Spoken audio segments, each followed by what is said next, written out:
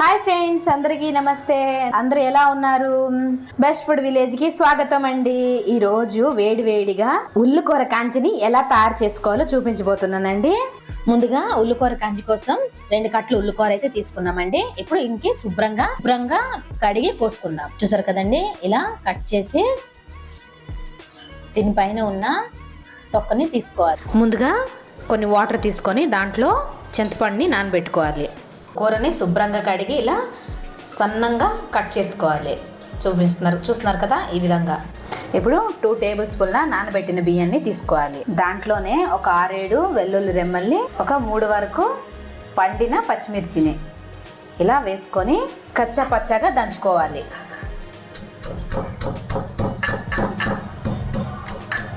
ఇలా కచ్చా పచ్చాగా దంపుకుంటే చాలా బాగుంటుందండి. కంజిలో వేసుకుంటే దాంట్లోనే మీరు కొద్దిగా జీరా కూడా వేసుకొని కచ్చా పచ్చాగా దంచుకోవాలి. లేదంటే మీరు మిక్సీ కూడా పట్టుకోవచ్చండి. కచ్చా పచ్చాగా చూస్తున్నారు కదండి, ఈ విధంగా దంచుకోవాలి. కచ్చా పచ్చాగా ఇలా దంచుకొని సైడ్కి పెట్టుకోవాలి.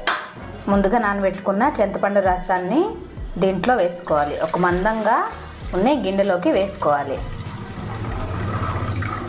మీరు దేంట్లో అయితే కంజిని వండుకుంటారో దాంట్లో వేసుకోవాలి. ఆ కంజికి సరిపడా వాటర్ని వేసుకోవాలి. ఇంటికైతే నాకు సరిపోతాయండి. స్టవ్ ఆన్ చేసి అదే కుండని పెట్టుకోవాలి. 2 పొంగులు వచ్చేంత వరకు మరిగించుకోవాలి వాటర్ అనేది.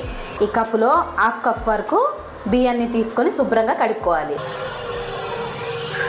చూసారు కదండి, పొంగు రావడం అనేది స్టార్ట్ అయిపోయింది. ఒక 2-3 పొంగులు వచ్చేంత వరకు మరిగించుకోవాలి. చూసారు కదండి, ఇలా వాటర్ అనేది బాయిల్ అయ్యాక ముందుగా మనము కడిగి పెట్టుకున్న బియ్యాన్ని వేసుకోవాలి.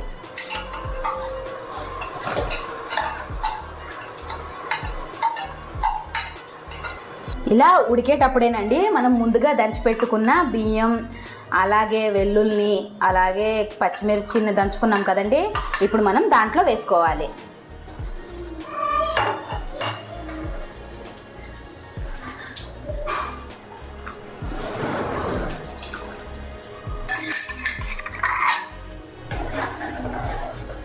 ఇలా వేసుకున్న తర్వాత ఇలా కలుపుకోవాలి. ఇవి కాస్త 80% ఉడకాలండి ఈ బియ్యం అనేది. అప్పుడే మనము కోసి పెట్టుకున్న కూరని వేసుకోవాలి.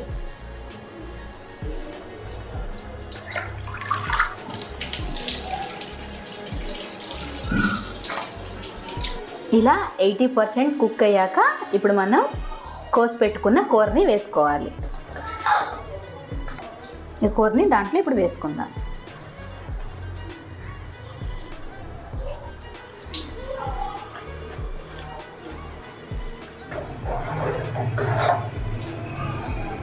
ఇప్పుడు బియ్యం కూర ఈక్వల్గా కుక్ అవుతుందండి. ఎందుకంటే బియ్యం 80% ఉడికినప్పుడే మనం కూర అనేది వేసాం కదండి, అప్పుడు ఈక్వల్గా కుక్ అయిపోద్ది ఈజీగా.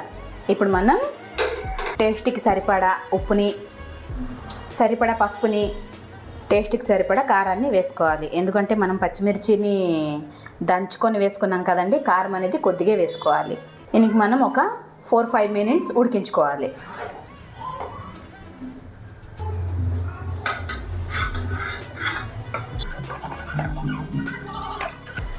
కంజా అనేది ఇలా ఉడికేటప్పుడు 3 టమాటాలను కోసి వేసుకోవాలి.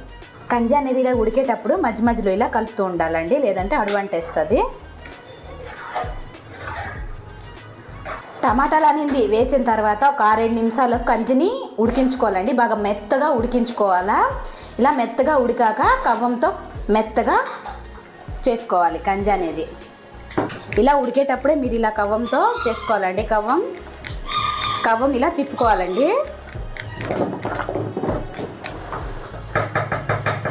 కంజా అనేది మరీ మెత్తగా ఉడికించుకోకూడదండి. చూసారండి ఎంత బాగా మెత్తగా ఉడికిపోయిందో. ఇప్పుడు మనం కంజిని దింపి పక్కకు పెట్టుకొని ఇప్పుడు పోపు పెట్టుకుందాం. ఇలా పక్కకు దింపి ఇప్పుడు మనం పోపు పెట్టుకుందాం. కంజి అనేది పక్కకు దింపిన తర్వాత ఇలా మనం పోపు పెట్టుకోవాలి. ఆయిల్ వేసుకోవాలండి. ఇక్కడ మనం 4 టేబుల్ స్పూన్ ఆయిల్ వేసుకోవాలి. ఇలా ఆయిల్ హీట్ అయ్యాక 1/2 టీ స్పూన్ ఆవాలు, 1/2 టీ స్పూన్ జీలకర్ర, అలాగే ఒక 5 వెల్లుల్లి రెమ్మలు ఇలా దంచుకోవాలండి.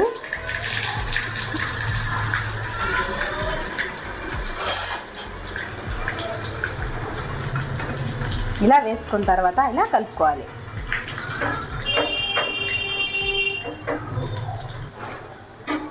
ఈ తెల్లుల్లి కొద్దిగా వేగాక ఇప్పుడు మనం కోసి పెట్టుకున్న ఉల్లిపాయని పచ్చిమిర్చిని వేసుకోవాలి.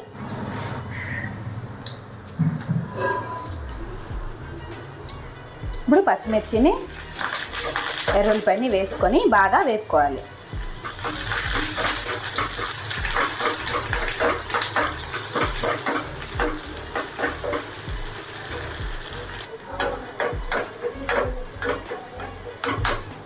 చక్కగా వేగిపోయావి. ఇప్పుడు మనం స్టవ్ని ఆఫ్ చేసుకొని ఈ పోపుని ఇప్పుడు మనం కంజిలో వేసుకోవాలి. కంజిలో వేసుకొని ఇలా కలుపుకోవాలి. చూసారు కదండి ఎంతో ఈజీగా కంజీ రెడీ అయిపోయిందో.